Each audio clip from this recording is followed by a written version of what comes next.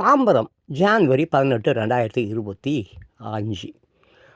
பொங்கலுக்கு சொந்த ஊர் சென்றவர்கள் திரும்பியதால் பெருங்களத்தூர் ஜிஎஸ்டி சாலையில் கட்டும் போக்குவரத்து நெரிசல், நீண்ட வரிசையில் அணி வகுத்து நின்ற வாகனங்கள்.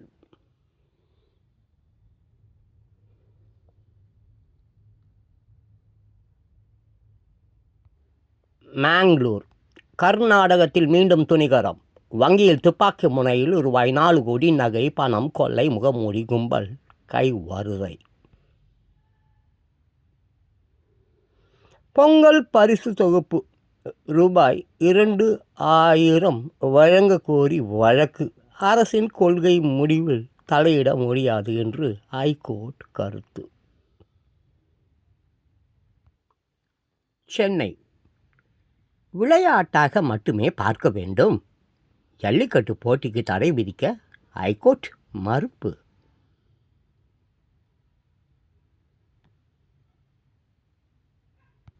பிரயாக்ராஜ் ஜான்வரி 18. கும்பமேளாவில் வலம் வந்த 7 அடி உயர ரஷ்ய சாமியார். சென்னை உள்ளிட்ட கடற்கரை ஓரங்களில் இறந்த நிலையில் ஏராளமாக கரை ஒதுங்கும் கடல் ஆமைகள். காரணம் என்ன?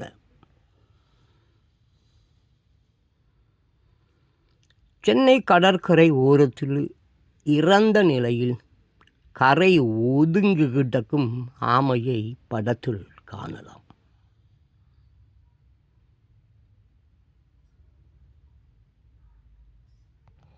ரிசர்வ் வங்கியின் விதி புத்தகம் என்ன சொல்கிறது?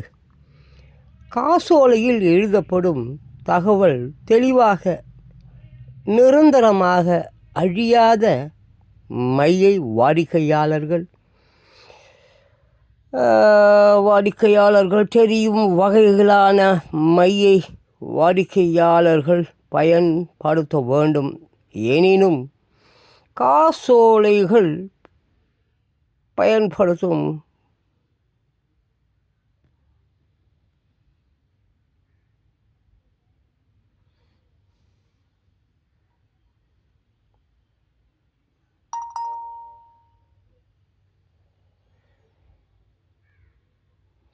கருப்பு மையால் எழுதப்பட்ட காசோலை செல்லாதா?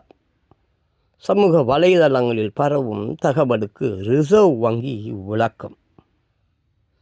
ரிசர்வ் வங்கியின் விதி புத்தகம் என்ன சொல்கிறது?